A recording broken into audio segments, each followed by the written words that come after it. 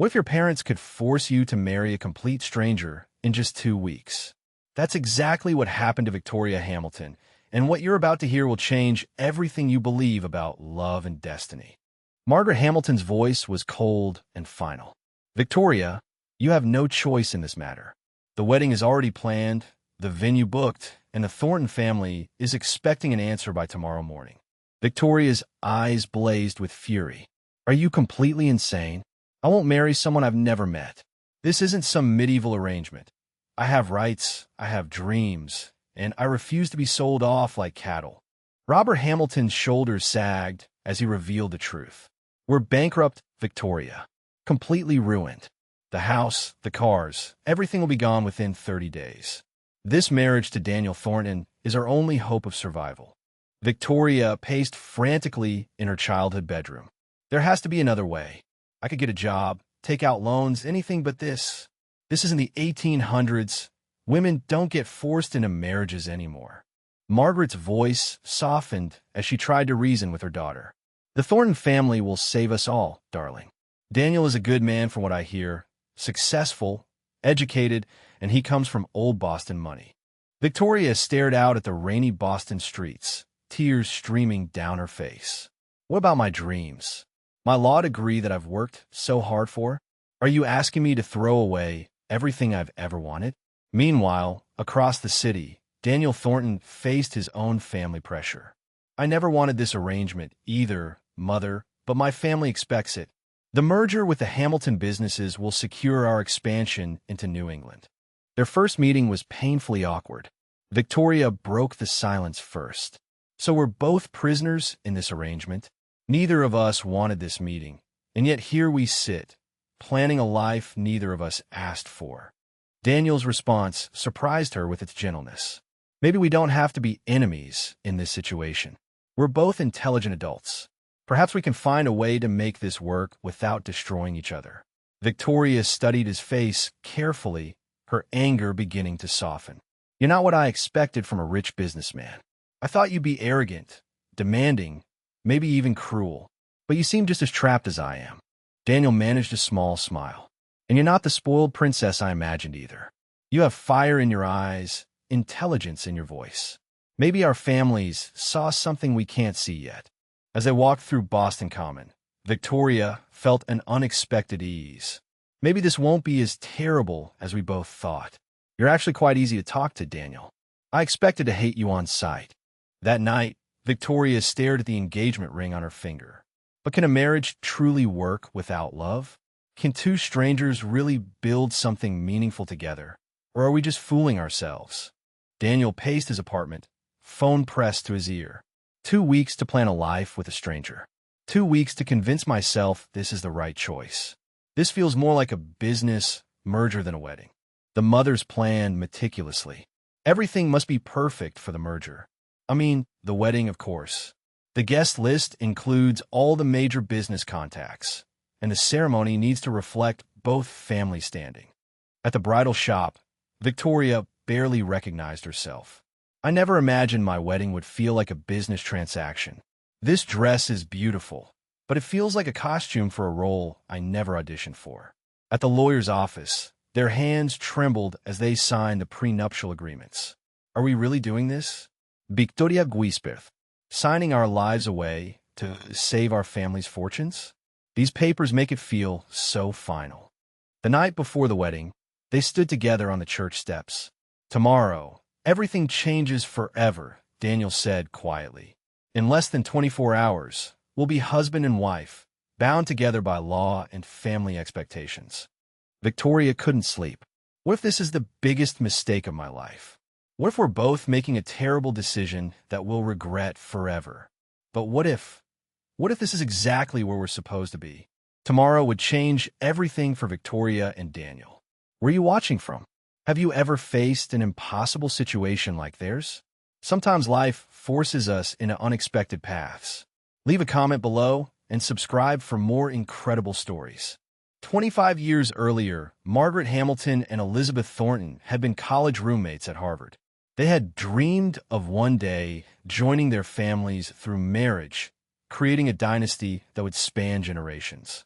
When Victoria was born just 2 years after Daniel, Elizabeth had whispered to Margaret in the hospital room, "Someday, our children will unite our families." It was more than friendship. It was a carefully orchestrated plan that had been decades in the making, waiting for the perfect moment to execute. Robert Hamilton's business empire had been crumbling for 3 years, but he had hidden the truth from everyone, including Victoria. The real estate investments had failed, the stock portfolio had crashed, and the family's prestigious reputation was built on nothing but debt and borrowed time. When Margaret discovered the extent of their financial ruin, she immediately called Elizabeth Thornton. The arranged marriage wasn't just about tradition. It was about survival, and both mothers knew that their children's happiness was a luxury they could no longer afford in the face of complete financial devastation. Victoria stood in the bridal boutique, surrounded by white silk and tulle, feeling like she was drowning in expectations. The dress fittings, the cake tastings, the flower arrangements, everything was happening around her without her input, as if she was just a mannequin being dressed for display. She tried to escape twice that week, once making it all the way to the train station with a suitcase, determined to disappear to California and start over.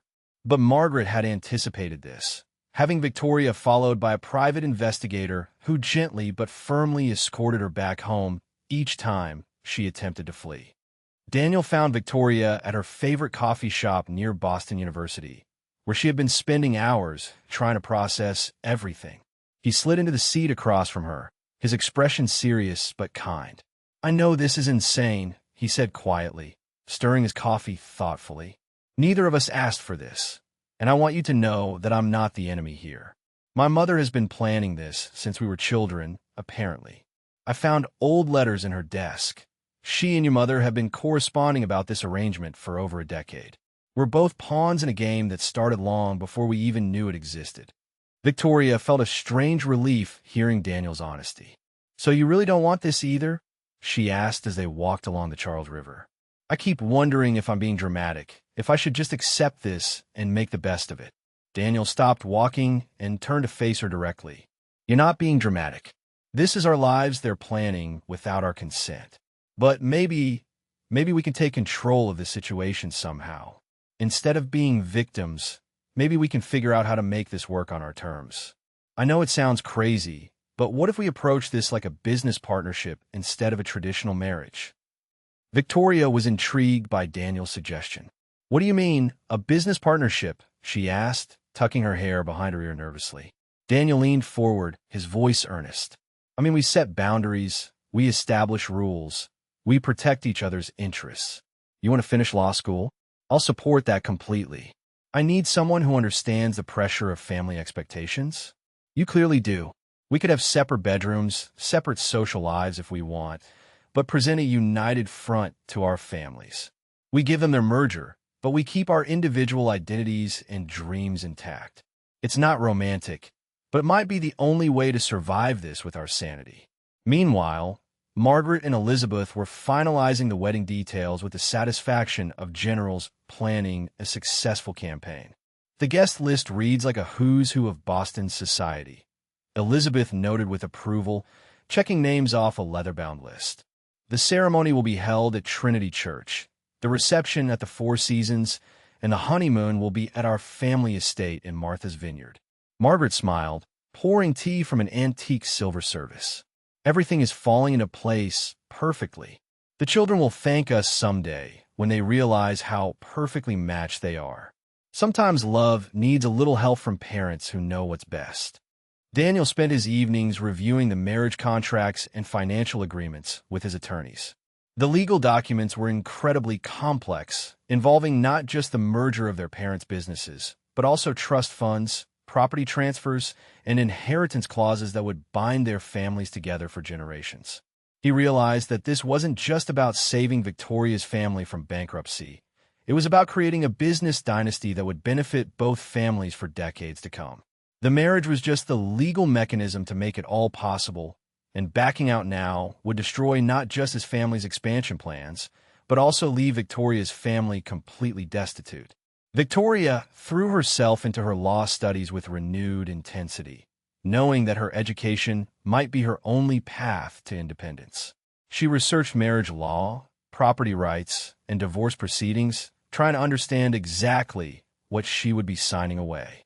Her constitutional law professor noticed her increased interest in women's rights cases and prenuptial agreements, but Victoria couldn't explain that she was researching her own impending marriage. She discovered that with the right legal framework, she could protect some of her autonomy even within an arranged marriage, and she began drafting her own list of conditions and requirements for the prenuptial agreement. Their final dinner before the wedding was surprisingly pleasant. Victoria had prepared a list of her conditions for their arrangement, and Daniel listened carefully as she outlined her requirements: separate bedrooms, the right to continue her education, no pressure for children until they both agreed, and the freedom to maintain her own friendships and interests. Daniel nodded thoughtfully at each point. "Those all seem reasonable," he said. "I have some conditions, too. I need you to understand that my work requires a lot of travel and long hours. I'd appreciate your support at family and business functions, and I'd like us to at least try to be friends. We're going to be spending a lot of time together, and I'd rather it be pleasant than hostile." For the first time, Victoria smiled genuinely. "I think I can work with that." The wedding day arrived like a storm Victoria couldn't escape. Trinity Church was filled with Boston's elite, 300 guests who had come to witness what they believed was a fairy tale romance. Victoria walked down the aisle in her grandmother's vintage lace dress, her smile practiced but hollow, while Daniel waited at the altar looking equally uncomfortable in his tailored black tuxedo. The ceremony felt like an elaborate performance where both leads were playing roles they never auditioned for. When the minister asked if Victoria took Daniel to be her husband, her hesitation lasted just a beat too long before she whispered, "I do," while her heart screamed in protest. The reception at the Four Seasons was a masterpiece of social theater. Victoria and Daniel cut the cake with practiced smiles while photographers captured every moment for the society pages. They danced their first dance to a song chosen by their mothers, moving stiffly in each other's arms while whispered conversations and knowing looks passed between the guests. Elizabeth Thornton beamed with satisfaction as she watched the merger of two prominent Boston families unfold exactly as she had planned. Margaret Hamilton finally relaxed for the first time in months, knowing her family's financial future was now secure. But behind their forced smiles, Victoria and Daniel both felt like prisoners at their own execution. The drive to Martha's Vineyard was the first moment of honest silence they'd shared all day. Victoria kicked off her uncomfortable heels and let out a long sigh that seemed to come from her soul. "Well, that's over," she said quietly, staring out at the Boston harbor as they headed toward the ferry. Daniel loosened his tie and glanced at her in the rearview mirror. "I've never felt so much like a fraud in my entire life," he admitted. "Did you see how happy our mothers looked? Like they just successfully negotiated a peace treaty between warring nations." Victoria almost smiled at that. In a way, I guess they did. Two families united in dysfunction. The irony wasn't lost on either of them that this was their most genuine conversation as a married couple. The Thornton family estate on Martha's Vineyard was breathtaking, a sprawling coastal mansion with panoramic ocean views, antique furnishings, and enough bedrooms to house a small hotel. But as they stood in the foyer with their luggage, the reality of their situation hit them both like a cold wave. This was supposed to be their romantic honeymoon, but instead it felt like they were two strangers who had accidentally been assigned the same vacation rental. "So," Victoria said, breaking the uncomfortable silence, "how exactly does this work? Do we flip a coin for bedrooms, or did our mothers already plan out our sleeping arrangements too?" Daniel almost laughed despite himself. "Actually, I think there's a master suite, but it has a sitting room with a couch. If you're comfortable with that arrangement." Their first dinner as a married couple was takeout from a local seafood restaurant, eaten in the estate's formal dining room while they tried to figure out how to navigate this strange new reality. "I keep waiting for someone to jump out and tell us this is all an elaborate joke," Victoria said, picking at her lobster roll. "Like we're on some reality show about arranged marriages in the 21st century." Daniel poured wine for both of them, grateful for anything that might ease the tension. "My mother left us an itinerary for the week," he said, pulling out a typed schedule. Apparently, we're supposed to take romantic walks on the beach, visit the local art galleries, and have candlelit dinners every night. She's really thought of everything except the fact that we're essentially strangers. The next morning, they decided to attempt one of the activities from Elizabeth's itinerary, a walk on the beach. They strolled along the shoreline in comfortable silence, both lost in their own thoughts about how drastically their lives had changed in just 24 hours. "You know what's strange?" Victoria said, stopping to pick up a seashell. "Yesterday, I was terrified of you, and today, I'm just confused. You're not the monster I built up in my head." Daniel nodded, hands in his pockets as he watched the waves. "I was expecting someone spoiled and demanding, someone who would make this arrangement even more unbearable. But you're actually quite reasonable, maybe even likable.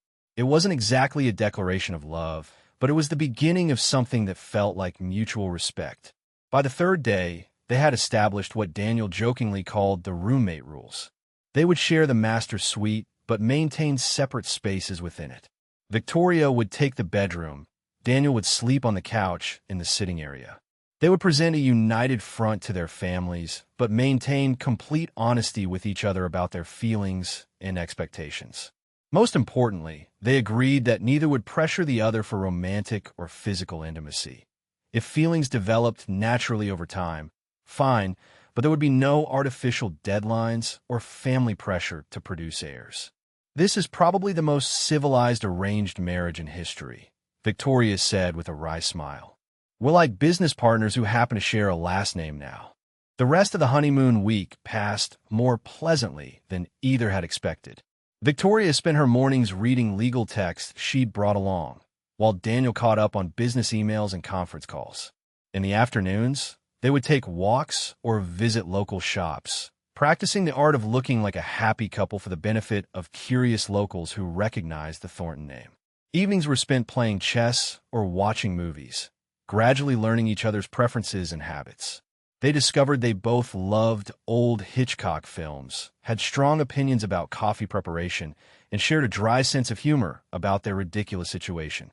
It wasn't romance, but it was the foundation of something that might eventually become friendship. On their last morning at the estate, they packed their bags with a sense of returning to reality.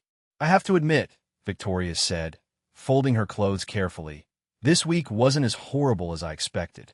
You're actually quite good company when you're not trying to impress anyone." Daniel smiled as he closed his laptop case. "Same to you. I think we might actually be able to make this work, Victoria. Not as a fairy tale romance, but as a partnership between two people who respect each other. We could do a lot worse than that." Victoria nodded thoughtfully. "My biggest fear was that you'd expect me to transform into some perfect society wife. But you seem to actually like the fact that I have my own goals and opinions." As they drove toward the ferry that would take them back to Boston and their new life together, both Victoria and Daniel felt cautiously optimistic about their future. They had spent a week learning that they could coexist peacefully, even pleasantly, without any romantic pressure or unrealistic expectations. "I think the key to surviving this," Daniel said as the ferry terminal came into view, "is remembering that we're on the same team now. It's not us versus each other. It's us versus everyone else's expectations and demands." Victoria nodded, watching the mainland grow larger. "Agreed. And who knows? Maybe in a few years we'll look back on this as the weirdest beginning to the best friendship either of us ever had."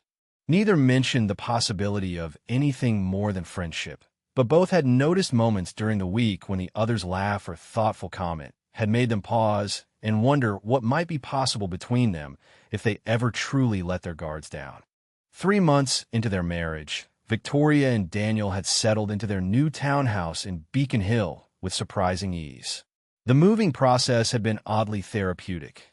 They had worked together to blend their belongings, negotiating everything from furniture placement to kitchen organization with the diplomatic skill of seasoned roommates. Victoria had claimed the study for her law books and research, while Daniel set up his home office in the converted library. Their separate bedrooms were on different floors, maintaining the boundaries they had established, but the common areas reflected both their tastes in a way that felt surprisingly harmonious. "I never thought I'd say this, Victoria admitted while unpacking her favorite books. But this actually feels like home. Victoria threw herself back into her law studies at Boston University with renewed determination, grateful that Daniel had kept his promise to support her academic goals. Her professors noticed her increased confidence and participation in class discussions, particularly in family law and constitutional rights courses. When her study group learned she was married, they were shocked. Victoria had never mentioned her husband, and her intense focus on her studies suggested someone completely single-minded about her career. "You're married?" her study partner Jessica asked incredulously. "I've never even heard you mention a boyfriend." Victoria smiled mysteriously. "It's complicated, but yes, and he's actually very supportive of my education." She had learned to deflect questions about her personal life, while maintaining friendships that had nothing to do with her family's social status.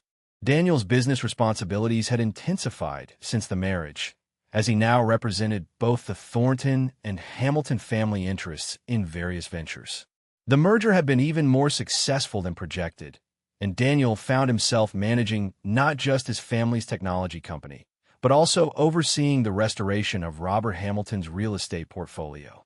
He discovered he had a natural talent for turning around failing businesses, and the challenge energized him in ways he hadn't expected.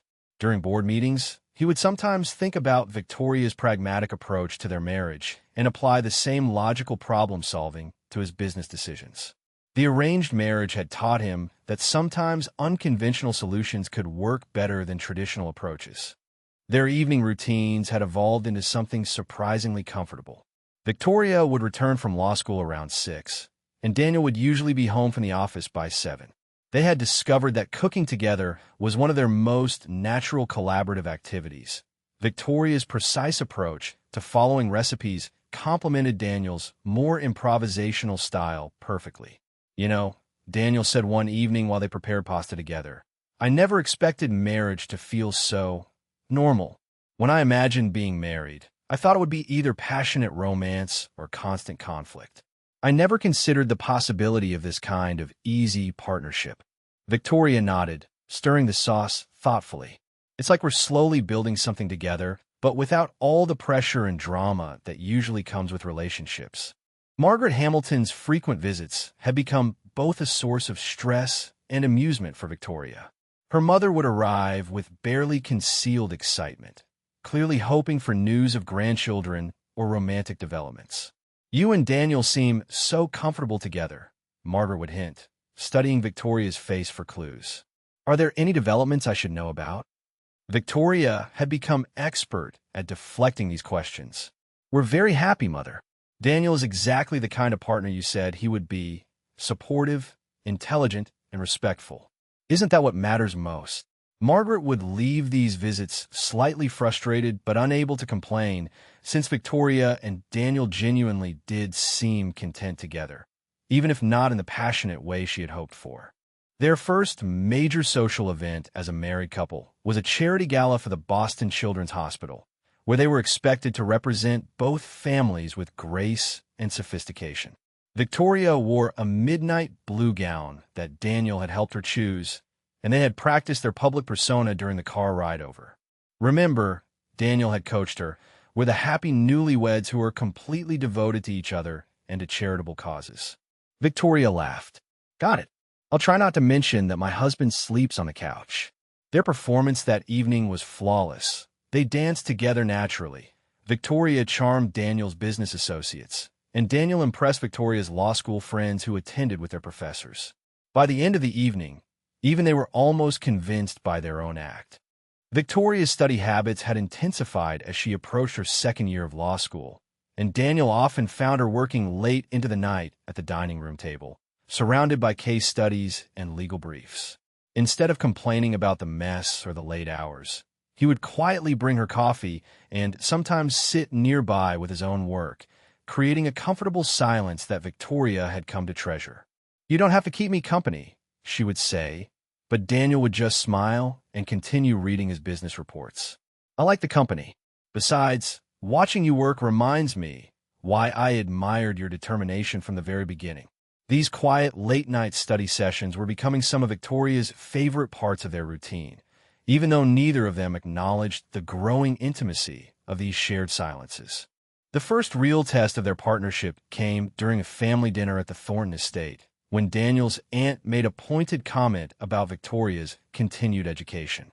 "I don't understand why she needs to finish law school now that she's married," Aunt Catherine had said dismissively. "Surely her time would be better spent learning to manage a household and preparing for children." Daniel's response was immediate and firm.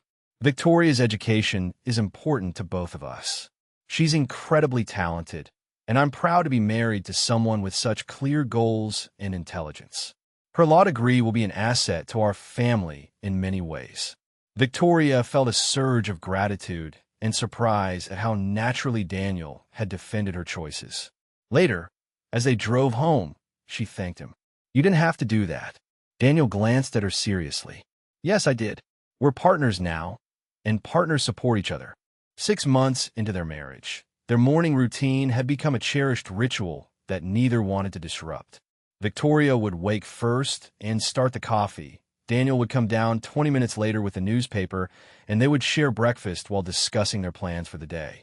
These conversations had evolved from polite roommate check-ins to genuine interest in each other's lives and challenges.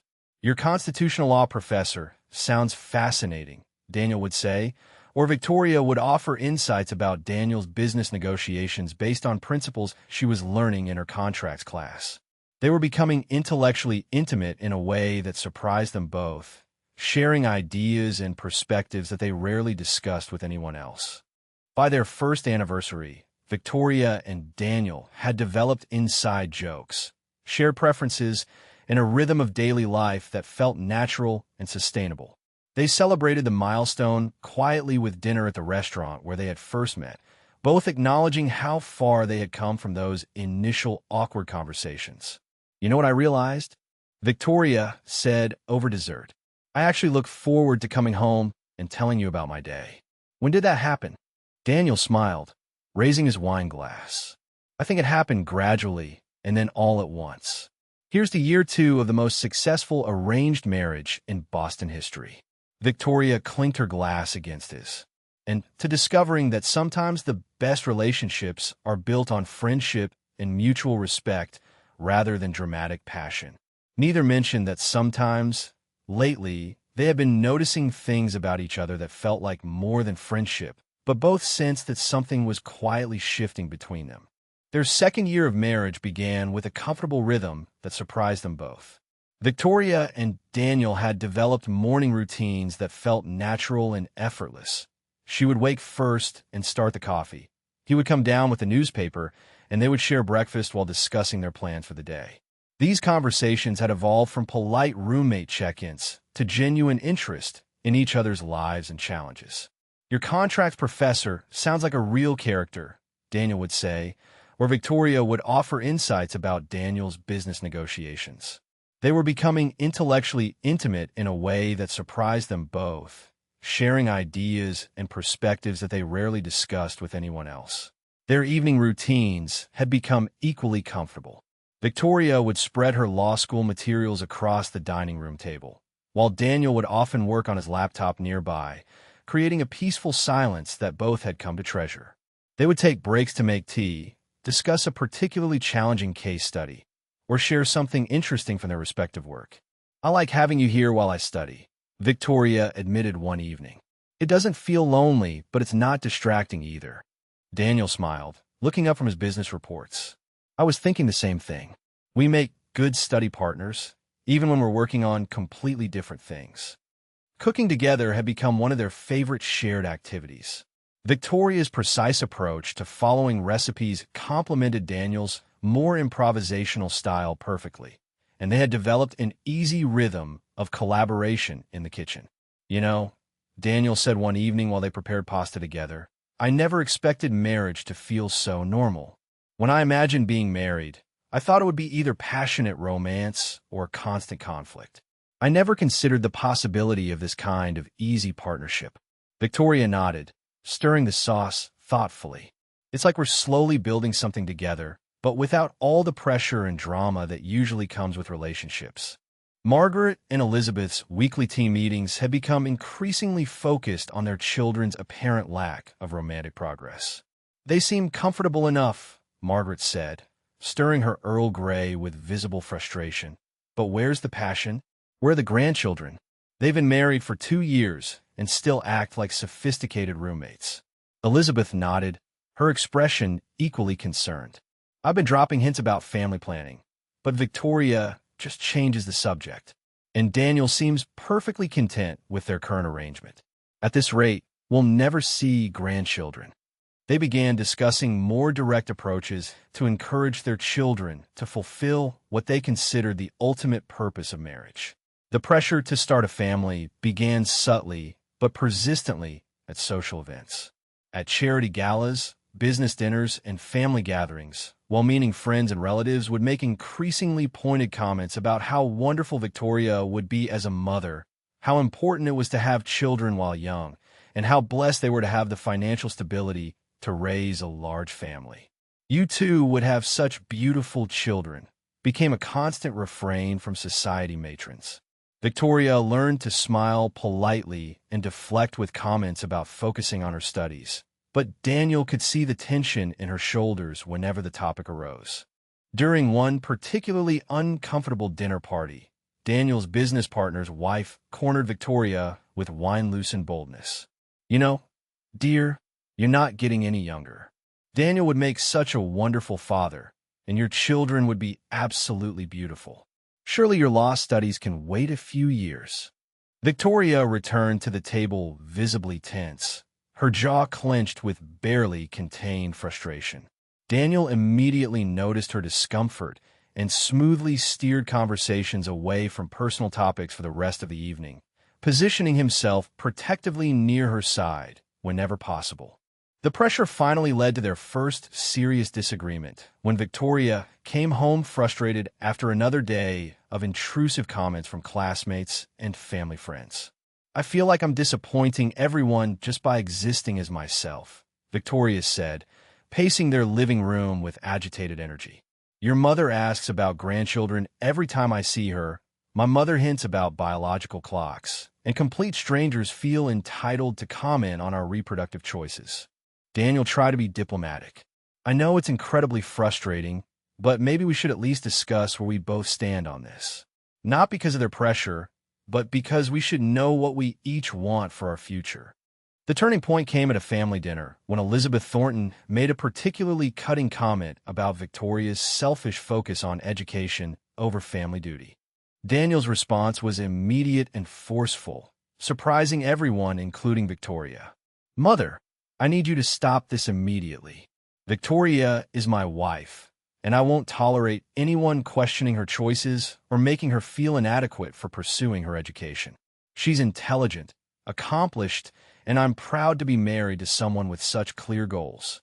The silence that followed was deafening. "Furthermore, when and if we decide to have children will be our decision alone, made on our timeline, not anyone else's. I expect this to be the last time this topic is brought up in a way that makes my wife uncomfortable." After Daniel's public defense of her choices, Victoria felt something shift fundamentally between them. That evening, over a quiet dinner at home, she looked at him with new eyes. "Why did you do that?" she asked. "Defend me so forcefully, I mean. It probably made things difficult with your family." Daniel set down his fork and looked at her seriously. "Because you're important to me, Victoria. More important than I expected when this all started. You've become one of the most significant people in my life, and I can't stand watching people try to diminish you or make you feel like you're not enough exactly as you are." Victoria felt her breath catch slightly, recognizing they were approaching emotional territory they had carefully avoided. That night marked a new level of trust and intimacy in their friendship. They talked until nearly midnight, sharing thoughts and feelings they had never expressed to anyone before. Victoria found herself telling Daniel about her fears of losing her identity, while he admitted his own anxieties about living up to family expectations while staying true to himself. "I never thought I'd have someone who understood the pressure we're both under," Victoria said, sitting closer to Daniel on the couch than they ever had before. Most people either don't understand family expectations or they think we should just ignore them completely. Daniel nodded, his hand finding hers naturally. Having you as a partner in all this, it makes everything more bearable. I'm grateful for what we've built together, Victoria. Whatever this is, it feels real and valuable. Victoria's law school graduation was a triumph that Daniel celebrated as enthusiastically as if it were his own achievement. He had attended every important presentation, helped her practice for oral arguments, and even proofread her senior thesis on women's property rights in Massachusetts. At the graduation dinner, he raised a champagne glass with genuine pride, his eyes bright with admiration. To Victoria Thornton, Esquire, the most brilliant legal mind I know, and definitely the most determined woman in Boston. Watching you achieve this goal has been one of the greatest privileges of my life. Victoria felt a warmth in her chest that had nothing to do with the champagne, a feeling she was beginning to recognize but wasn't quite ready to name. Over the past 3 years, Daniel had become her most consistent supporter, never missing an opportunity to celebrate her accomplishments or encourage her during difficult periods. "I couldn't have done this without you," she said, and meant it completely. Victoria's interviews at prestigious Boston law firms went exceptionally well, largely because her academic record was impeccable and her connections through the Thornton family opened doors that might otherwise have remained closed. When she received 3 job offers, including one from the city's most respected family law practice specializing in women's rights cases, she felt a surge of independence and accomplishment that had nothing to do with her marriage or family connections. The salary alone would make her financially independent for the first time in her life. "I did this," she told Daniel that evening, holding the offer letters with trembling hands. "These firms want me because of my qualifications, my thesis research, my internship performance, not because of who I married or what family I come from." Daniel's smile was entirely genuine, filled with pride that made her heart skip unexpectedly. "Of course they do. You're brilliant, hardworking, and you have more integrity than half the lawyers in the city. I'm not surprised by these offers. I'm just proud that I get to witness your success firsthand."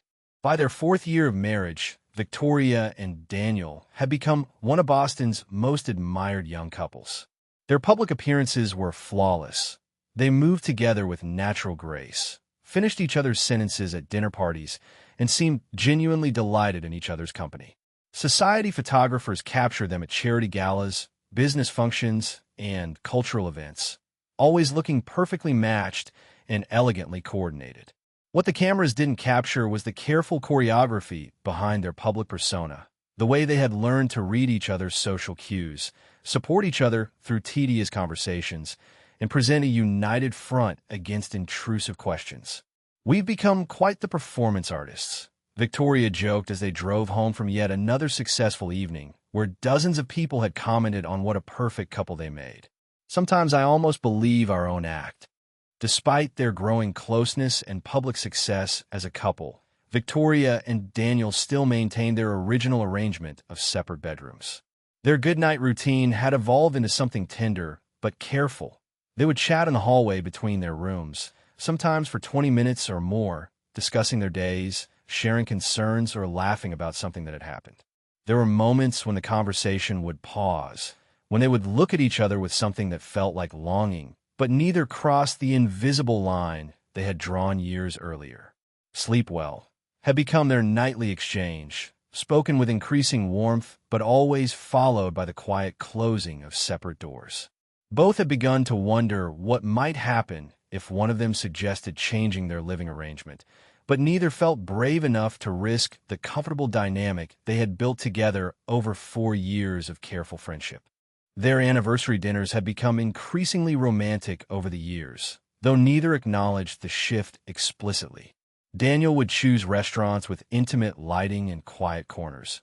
Victoria would wear dresses that made Daniel's breath catch slightly, and their conversations would drift into more personal territory than their usual friendly discussions.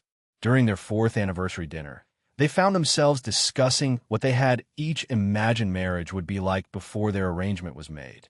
"I thought it would be passionate and overwhelming," Victoria admitted, swirling her wine thoughtfully while studying Daniel's face in the candlelight. All-consuming and dramatic, like in movies. Daniel leaned forward slightly, his voice soft and earnest. I imagined it would be either blissful or miserable, with no middle ground. I never considered the possibility of this kind of comfortable intimacy, the way we've learned to care for each other. The word care hung between them, loaded with unspoken meaning that neither was quite ready to explore. Small gestures had become increasingly meaningful between them as their fourth year progressed. Daniel would bring Victoria coffee exactly how she liked it when she worked late on challenging cases. Victoria would leave encouraging notes in Daniel's briefcase before important business meetings, and they had developed dozens of tiny rituals that spoke to how well they knew each other's needs and preferences. When Victoria was stressed about a difficult legal brief, Daniel would order takeout from her favorite Thai restaurant without being asked. When Daniel was preparing for crucial business presentations, Victoria would quiz him on his talking points and offer suggestions for handling difficult questions. These acts of thoughtfulness had become so natural that they barely noticed them consciously. But friends and family frequently commented on how attentive they were to each other's needs and how seamlessly they seemed to anticipate what the other person wanted or needed. The closest they came to crossing their carefully maintained boundaries happened during a quiet evening at home when they were sharing a bottle of wine and reminiscing about their early days of marriage. Victoria had been laughing at something Daniel said about their awkward honeymoon conversations, and when she looked up, she found him watching her with an expression she had never seen before, tender, intense, and completely unguarded. The air between them seemed to shimmer with possibility as Daniel reached up to brush a strand of hair from her face, his hand lingering against her cheek with unexpected gentleness. They leaned toward each other slowly, inevitably, until they were close enough that Victoria could feel his breath against her lips and see the flecks of gold in his hazel eyes. Then Daniel's phone rang with an urgent business call from London, shattering the moment completely. They pulled apart awkwardly, both flustered and uncertain, and spent the rest of the evening carefully avoiding eye contact while making overly casual conversation about safe, impersonal topics. After the almost kiss, they couldn't pretend that something fundamental wasn't shifting between them. Victoria was the first to address it directly, approaching Daniel in the living room where he was reading business reports and clearly avoiding the elephant in the room. "We need to talk about what happened last night," she said, sitting down across from him with determined honesty. "And about what's been happening between us for months, really." Daniel set aside his papers and met her eyes, his expression serious but not unkind. "I know. I've been thinking about it too. About us and what we've become, and whether we're brave enough to acknowledge that this stopped being just a business arrangement a long time ago." Victoria nodded, her heart racing as she searched for the right words. "I'm scared," she admitted quietly. "What if we try to be more than friends and we ruin everything we've built? What if the romance destroys the partnership? We have something good here, Daniel. Something that works."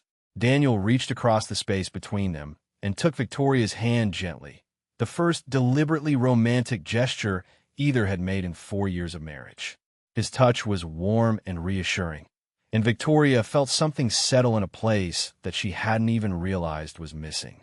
"I'm scared too," he said quietly, his thumb tracing across her knuckles.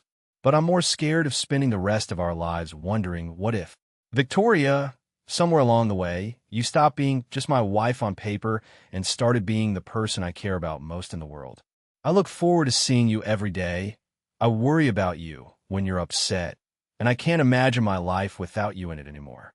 Victoria felt tears prick her eyes as she squeezed his hand, finally allowing herself to acknowledge feelings she had been pushing down for months. "When did this happen?" she whispered. "When did I start falling in love with my own husband?" Daniel's smile was soft and wondering. "I think it happened gradually and then all at once. The question is what we do about it now." This time, when they leaned toward each other, no phone interrupted them. Their first real kiss was tentative, almost shy, as if they were teenagers discovering romance for the first time, rather than a married couple of 4 years. Victoria's hands found their way to Daniel's face, and she marveled at how right this felt, how natural, after years of careful distance and control boundaries. When they broke apart, both were breathing slightly unsteadily, their foreheads resting together as they absorbed the magnitude of what had just changed between them. "That was," Victoria began, then laughed softly, her voice full of wonder. "I can't believe it took us 4 years to do that." Daniel rested his hands on her waist, his touch gentle but possessive. "Maybe we needed those 4 years," he said thoughtfully. "Maybe we needed to become friends first, to build trust and respect, before we could have something real. I wouldn't change anything about how we got here, Victoria. This feels right because we chose it, not because someone else arranged it for us." 2 years after their romantic breakthrough, Victoria had become one of Boston's most respected family lawyers, handling high-profile divorce cases and custody battles. Her success brought long hours and intense pressure, but also a sense of professional fulfillment she had always dreamed of achieving.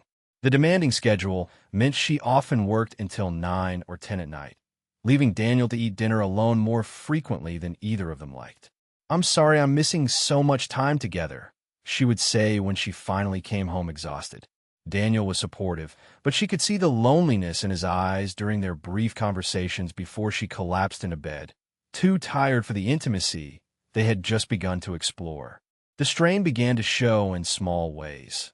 Missed dinners, conversations cut short by urgent phone calls, and weekend work sessions that interrupted their time together. Daniel tried to be understanding about Victoria's career demands, but 6 years of marriage had taught him to recognize when she was pulling away emotionally. "I feel like I'm living with a stranger again," he said one morning over coffee, his voice carefully controlled. "We finally found each other, and now I'm losing you to your work." Victoria looked up from her legal briefs, irritation flashing in her eyes. "This is what you said you wanted, for me to be successful and independent. I can't help it if that requires dedication and long hours."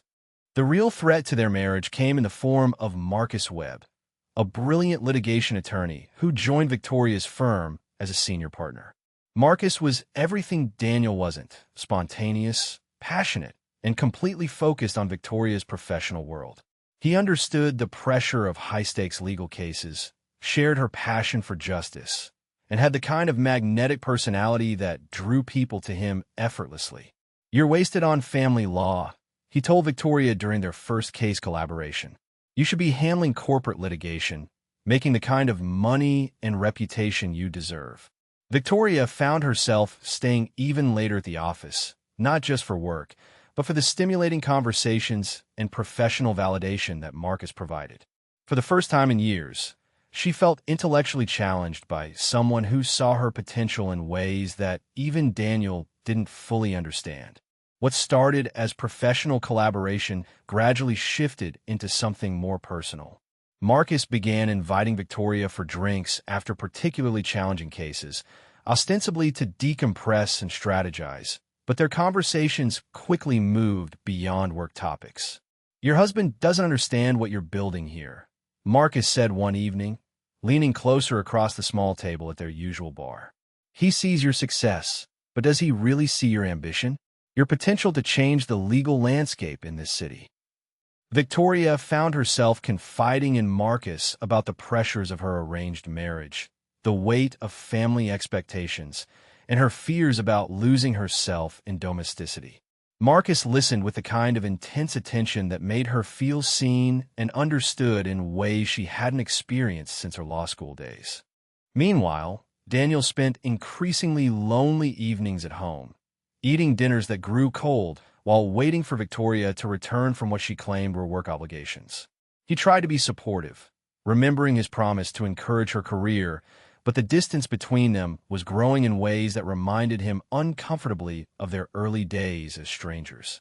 When he called the office after 9 p.m. and was told Victoria had left hours earlier, he began to suspect that her late nights weren't entirely work-related. The realization that his wife might be lying to him was more painful than he had expected, stirring up insecurities he thought he had overcome years earlier. The turning point came during a particularly intense case that required Victoria and Marcus to work closely together for 3 weeks straight. Their professional partnership had evolved into something that felt dangerously close to emotional intimacy. "You're extraordinary, Victoria," Marcus said one evening as they reviewed case documents in his office, his hand covering hers on the conference table. "You're brilliant, passionate, and completely wasted in that arranged marriage of yours. You deserve someone who challenges you intellectually, who matches your ambition." Victoria felt her resolve wavering as she looked into Marcus's intense dark eyes. For a moment, she imagined what it would be like to be with someone who had chosen her completely, without family pressure or business arrangements influencing their relationship. Daniel's worst fears were confirmed when Victoria's phone, left charging on the kitchen counter, buzzed with a text from Marcus that was far too personal for a professional relationship. "Last night was exactly what I needed. Thank you for understanding me in ways no one else does." Daniel stared at the message, his heart pounding as he realized that his wife was having at least an emotional affair, if not something more. The betrayal cut deeper than he had imagined possible, not just because of the infidelity, but because it represented everything he had feared about their arranged marriage. That Victoria would eventually find someone she had chosen freely, someone who could offer her the passionate romance their relationship had never been built on. The confrontation was explosive. Daniel waited up until Victoria came home after midnight, the evidence of her emotional affair burning in his chest like a physical pain. "Who is Marcus Webb?" he asked quietly, his voice deadly calm. Victoria's face went pale as she realized she had been caught. "It's not what you think," she began, but Daniel cut her off. "Then tell me what it is, Victoria. Tell me why my wife is receiving love messages from another man. Tell me why you've been lying to me for months about where you spend your evenings." The fight that followed was brutal and honest, with both of them saying things they had never dared to voice before. Victoria accused Daniel of taking her for granted and treating their marriage like a business arrangement, while Daniel revealed how deeply he had fallen in love with her and how devastating it was to lose her to someone else. "Maybe this was always inevitable," Daniel said as he packed his suitcase, his movements sharp with hurt and anger. "Maybe arranged marriages can't become real love, no matter how hard we try. Maybe you need to be with someone you chose freely, without family pressure or business obligations getting in the way." Victoria watched him pack, tears streaming down her face as she realized how badly she had damaged the best relationship she had ever had. "Daniel, please. It was just emotional connection. I never physically cheated on you. Marcus made me feel appreciated professionally, but that doesn't mean I don't love you." Daniel paused in his packing, his voice breaking slightly. "But do you love me, Victoria? Or do you love the security and partnership we built? Because there's a difference, and I think we both know which one this is." After Daniel left for a hotel, Victoria sat alone in their house for the first time in 7 years, surrounded by the life they had built together. Every corner held memories of their gradual journey from strangers to friends to lovers, and she realized with devastating clarity that she had thrown away the most genuine relationship she had ever experienced for the illusion of passion with someone who barely knew her real self. Marcus had been attracted to her professional success and her availability, but Daniel had loved her completely, her ambitions, her flaws, her fears, and her dreams. As she looked at their wedding photo on the mantelpiece, Victoria understood that she had found real love in the most unexpected place, and she had been foolish enough to risk it for something that was ultimately shallow and temporary. The question now was whether it was too late to fight for the marriage that had become the most important thing in her life. 3 weeks after Daniel moved out, Victoria sat in Dr. Sarah Chen's office, finally ready to confront the mess she had made of her marriage. The therapist had been recommended by a colleague, and Victoria had initially resisted the idea of counseling, but the empty house and sleepless nights had worn down her pride. "I think I destroyed the best thing that ever happened to me," Victoria said, her voice barely above a whisper. "I had a husband who loved me completely, who supported my dreams, who became my best friend, and I threw it all away for someone who barely knows who I really am." Dr. Chen listened patiently as Victoria poured out 7 years of confusion about love, choice, and what it meant to be truly committed to another person. The sessions were painful but necessary, forcing Victoria to examine why she had sabotaged the most important relationship of her life. Daniel spent his days throwing himself into work and his nights staring at the ceiling of his sterile hotel room, trying to make sense of how completely his life had unraveled. The business was thriving, but success felt hollow when he had no one to share it with. He had loved Victoria more deeply than he had ever thought possible, and losing her felt like losing a fundamental part of himself. His mother called daily, fishing for information about why he had moved out, but Daniel couldn't bring himself to explain that his arranged marriage had become real love, only to be destroyed by his wife's attraction to someone else. Maybe I was fooling myself, he told his reflection in the hotel bathroom mirror. Maybe she never really loved me the way I loved her. Maybe arranged marriages can't become the real thing, no matter how hard you try. Victoria's first step toward redemption was ending her emotional relationship with Marcus completely. She requested a transfer to a different apartment and had a brutally honest conversation with him about the damage their connection had caused to her marriage. "I need you to understand that what happened between us was my mistake," she told Marcus in his office, her voice steady despite her inner turmoil. "I let my professional admiration for you become something inappropriate, and I nearly destroyed my marriage in the process. I can't work closely with you anymore, and I need you to respect that boundary completely." Marcus was disappointed, but not entirely surprised by her decision. "Your husband is a lucky man," he said simply, though his expression suggested he didn't entirely understand her choice. "I hope he realizes what he has in you." Victoria's response was quiet but firm. "I hope I get the chance to show him what he means to me, and to prove that I can be the wife he deserves." Convincing Daniel to attend couples therapy took weeks of carefully worded emails and messages left through mutual friends. When he finally agreed to one session, the tension in Dr. Chen's office was thick enough to cut with a knife. Daniel sat stiffly in his chair, his arms crossed defensively, while Victoria looked smaller and more vulnerable than he had ever seen her. "I want to save our marriage," Victoria said directly, looking at Daniel even though he wouldn't meet her eyes. "I know I hurt you terribly, and I know I broke your trust, but I also know that what we had was real and worth fighting for." Daniel's response was quiet but devastating.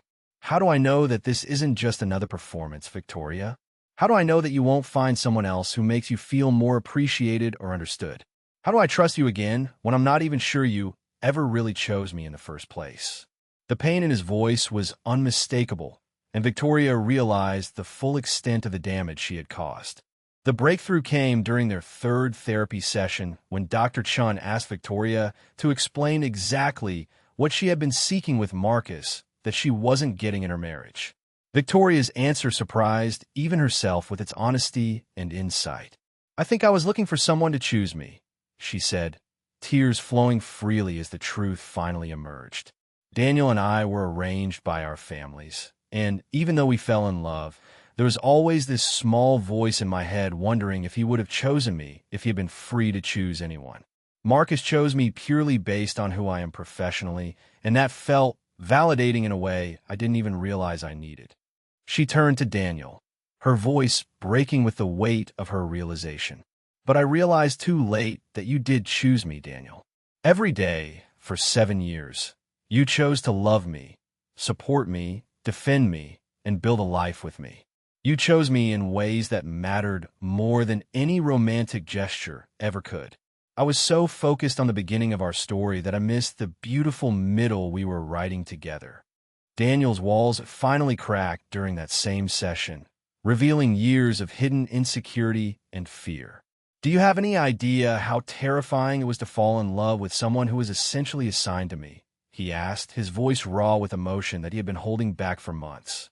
"I spent years wondering if you would ever see me as more than just the safe choice your parents made for you.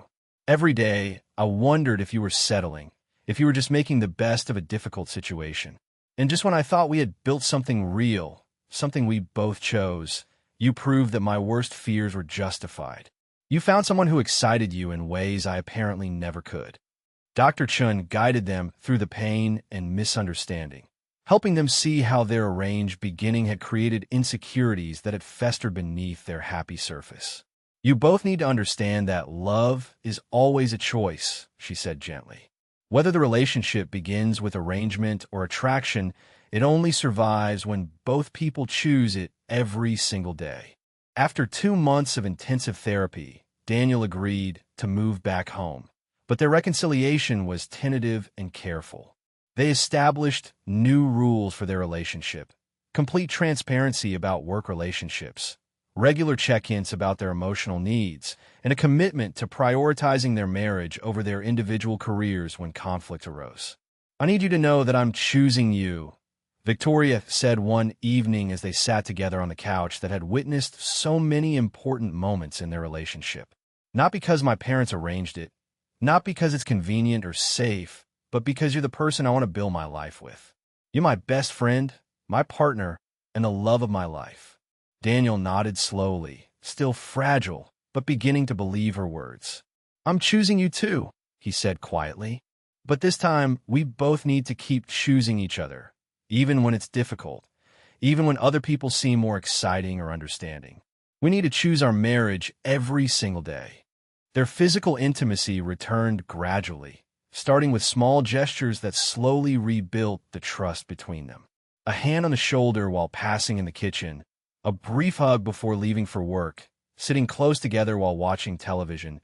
Each touch was deliberate and meaningful. The first time Victoria reached for Daniel's hand while they were cooking dinner together, both of them felt the significance of the moment. "I missed this," Victoria said softly, squeezing his fingers and marveling at how much she had taken these simple connections for granted. "I missed us," Daniel squeezed back, allowing himself to hope that they might actually be able to rebuild what had been broken. "I missed us too," he admitted, "but I also need time to fully trust again. This isn't going to be fixed overnight, Victoria. Some days I still wonder if you're really here with me, or if you're thinking about someone else."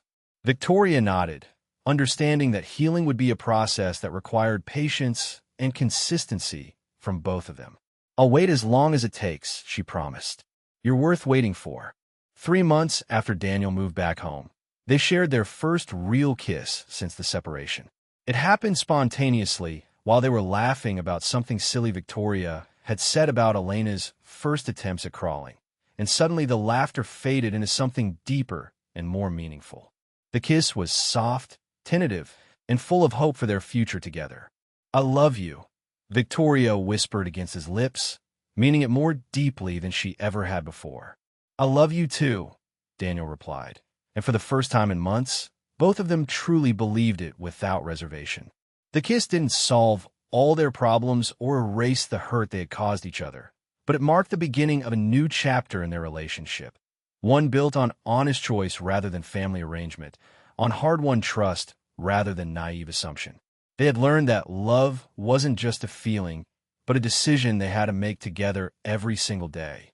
That night, as they held each other on the couch where they had first admitted their love years earlier, Victoria and Daniel made a conscious decision to try for a real marriage.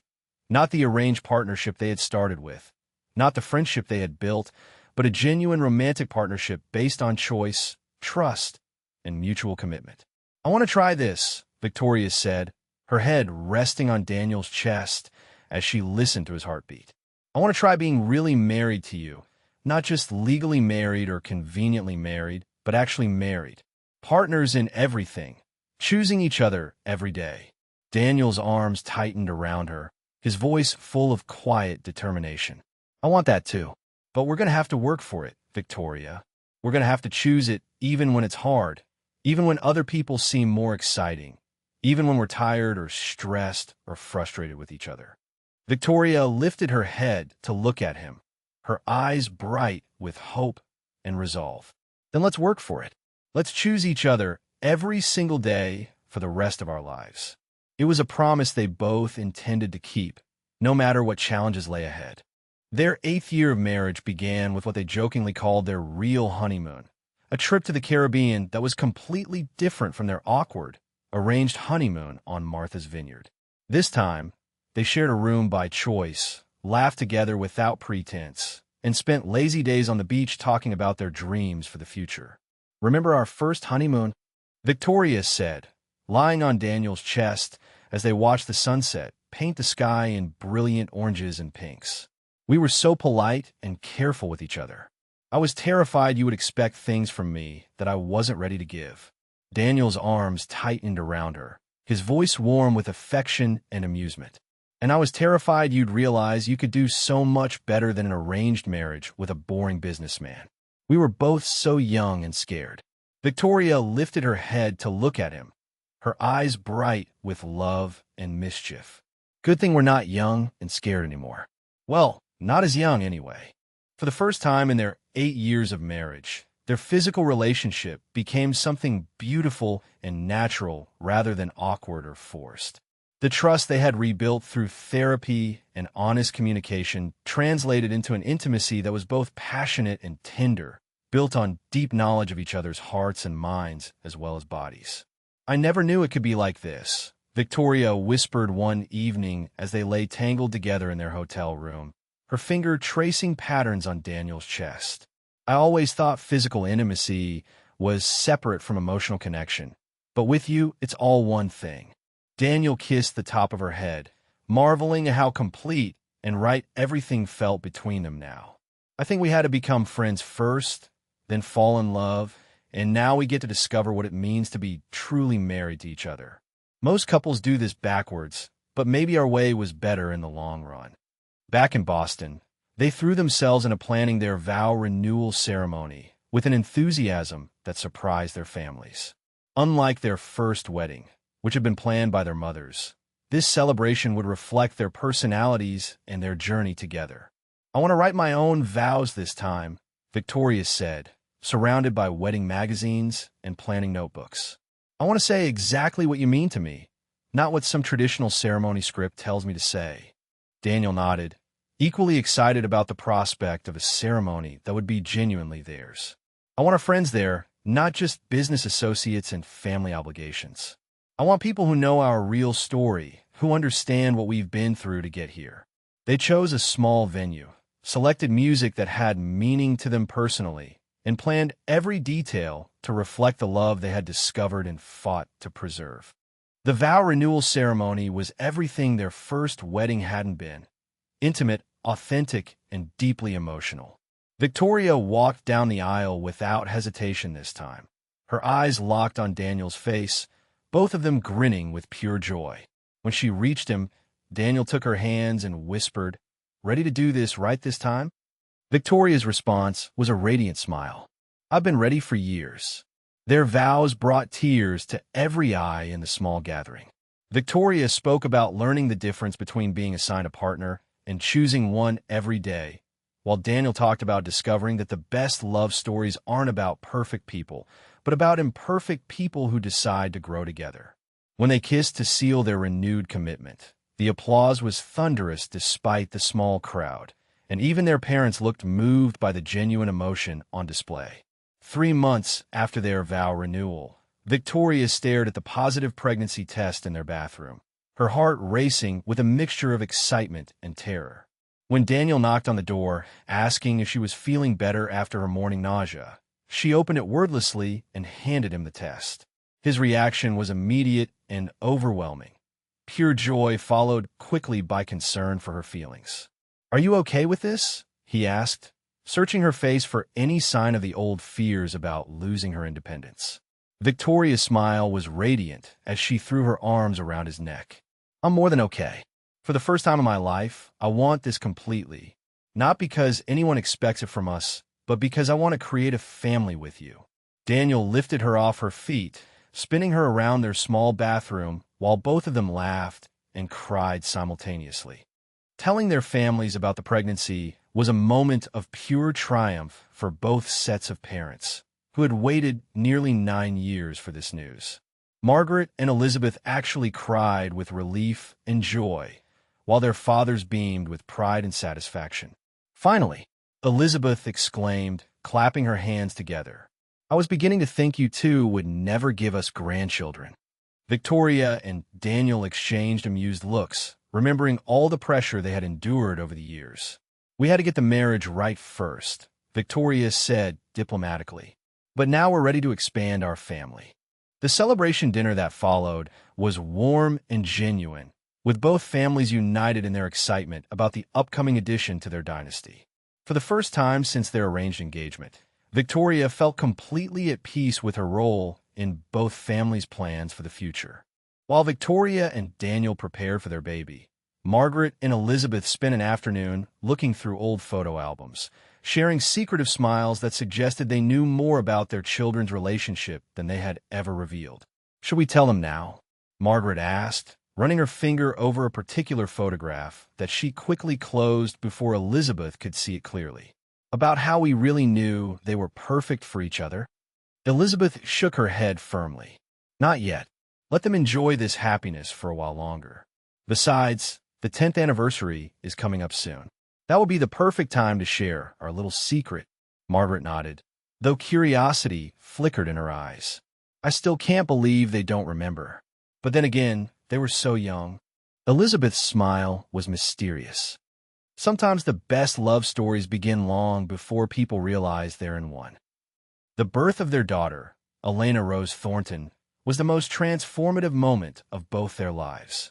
As Victoria held their tiny daughter for the first time, with Daniel's arms wrapped around both of them, she understood what people meant when they talked about love at first sight.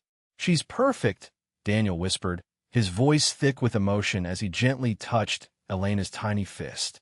"Look at her, Victoria. We made this beautiful person together." Victoria looked up at her husband, seeing wonder and fierce protectiveness in his eyes that made her fall in love with him all over again. "I love you," she said simply. "I love our family. I love the life we've built together." Elena's birth felt like the completion of their journey from strangers to partners to lovers to parents, each stage deepening their connection in ways they never could have imagined during those first awkward months of marriage. The early months of parenthood tested their renewed relationship in ways neither had anticipated, but instead of driving them apart, the challenges brought them closer together. They took turns with night feedings, supported each other through moments of exhaustion and uncertainty, and marveled daily at their daughter's development. "I never thought I could love anyone as much as I love you," Daniel said one night as they watched Elena sleep in her crib. "But somehow she just expanded my heart instead of dividing it."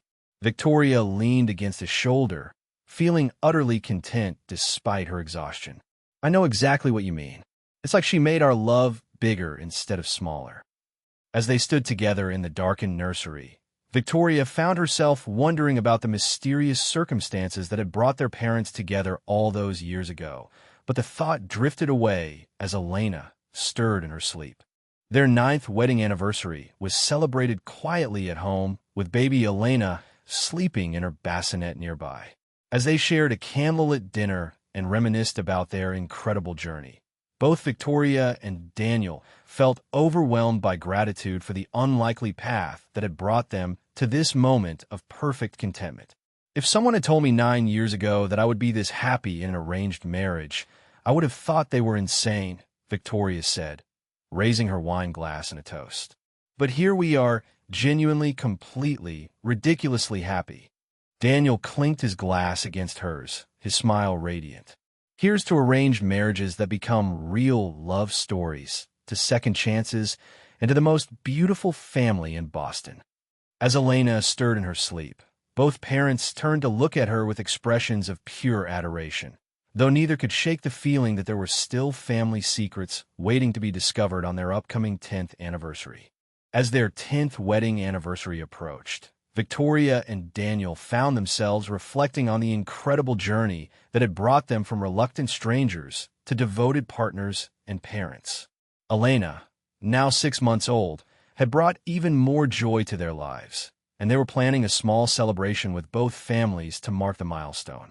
While organizing old photo albums for a memory display, Victoria paused at their original wedding photos, marveling at how young and uncertain they had looked. "Can you believe it's been 10 years?" she asked Daniel, who was assembling a timeline of their relationship. "Sometimes it feels like yesterday, and sometimes it feels like we've been together forever." Daniel looked up from arranging pictures, his expression tender. "Looking at these photos, I can see the exact moment in each one when we were pretending versus when we were genuinely happy.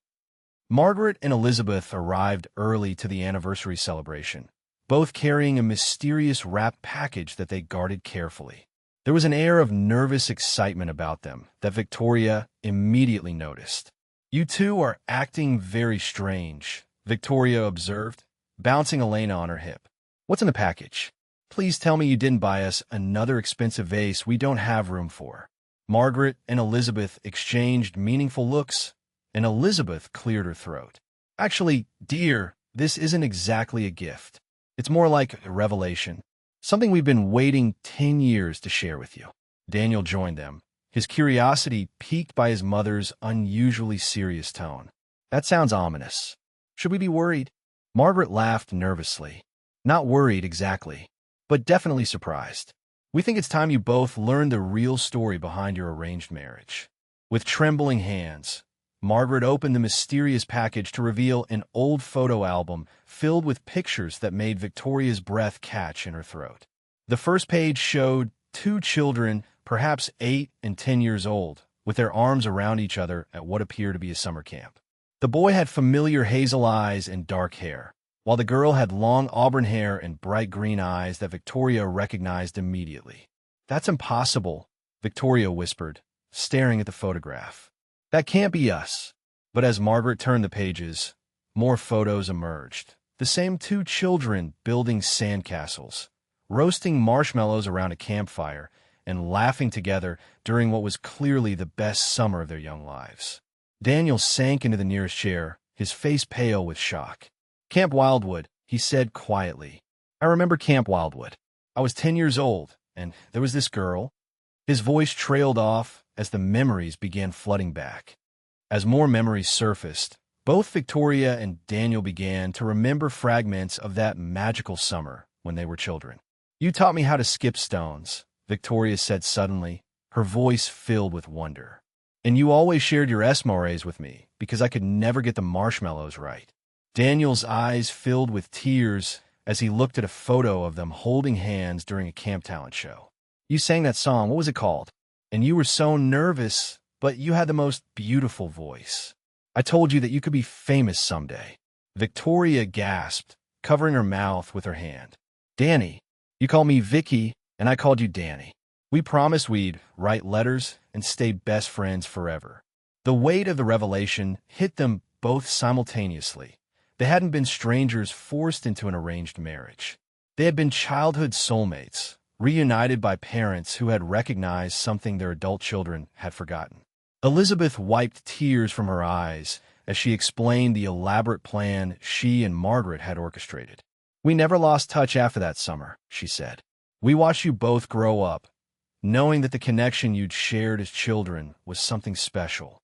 When you both reached college age and started dating other people, we could see that none of your relationships had that spark, that natural compatibility you'd had with each other." Margaret nodded, taking over the story. "We didn't just arrange your marriage because of business interests. We arranged it because we knew you were meant to be together. We had seen the evidence when you were children. You understood each other in ways that went beyond words." Elizabeth's voice broke slightly. "We gambled that if we brought you back together, even if you didn't remember each other consciously, your hearts would recognize what your minds had forgotten." Victoria and Daniel sat in stunned silence, holding the childhood photos and trying to process the magnitude of what they had learned. "This explains so much," Victoria said finally, her voice thick with emotion. "Why I felt safe with you from the beginning, even when I was angry about the arrangement. Why our friendship developed so naturally, like we already knew how to be together." Daniel nodded, studying a photo of them building a fort together. "And why I felt like I was coming home every time I talked to you, even during those first awkward months. Some part of me remembered this, remembered you." He looked up at Victoria, his eyes bright with unshed tears. "We didn't fall in love despite being arranged. We fell in love again because we were meant to find each other." Victoria reached for his hand, intertwining their fingers just as they had as children.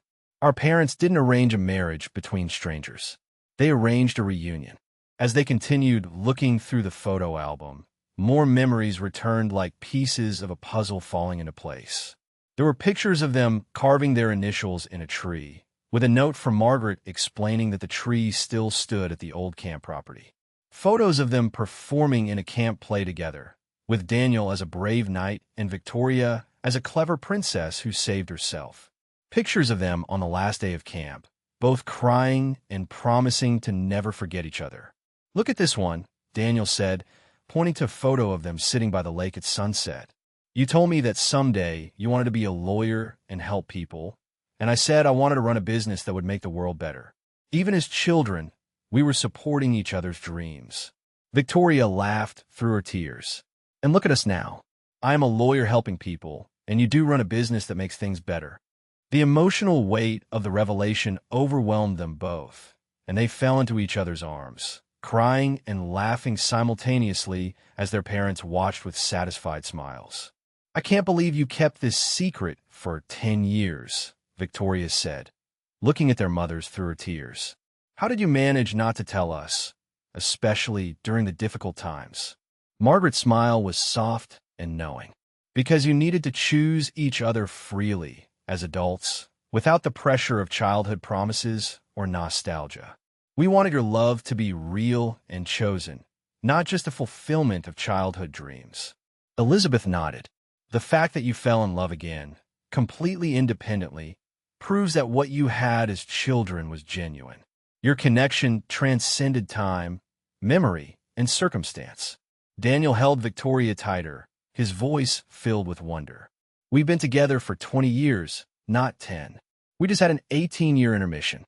As they held baby Elena and looked at the photos of their childhood friendship, Victoria and Daniel finally understood the complete arc of their love story. They had been best friends as children, separated by circumstance, and reunited by parents who believed in the power of true connection. "Look, Elena," Victoria whispered to their daughter, showing her the photos. "This is how Mommy and Daddy met. We were friends before we even knew what love meant." Daniel kissed the top of Elena's head, his voice full of emotion. "Your Mommy and Daddy have been connected since we were children. We just forgot for a while, but our hearts never did." The realization that their entire journey, from arrangement to friendship to love to family, had been guided by a connection that predated their conscious memory filled them both with a sense of destiny and gratitude that was almost overwhelming. The 10th anniversary celebration continued with a joy and meaning that none of the guests could have anticipated. As Victoria and Daniel danced to the same song they had chosen for their vow renewal, surrounded by family and friends who now knew their complete story, they felt a sense of wholeness that went beyond anything they had ever experienced. "Thank you," Victoria whispered in Daniel's ear as they swayed together, "for being my childhood best friend, my arranged husband, my chosen partner, and the love of my life." Daniel's response was soft but fierce. "Thank you for finding your way back to me, even when you didn't remember we had ever been apart. Thank you for choosing me every day and for giving me the family I dreamed of as a little boy at summer camp." Where are you watching from today? What did you think of Victoria and Daniel's incredible journey? Sometimes the most beautiful love stories come full circle. Leave a comment below and subscribe for more heartwarming stories that prove love always finds a way.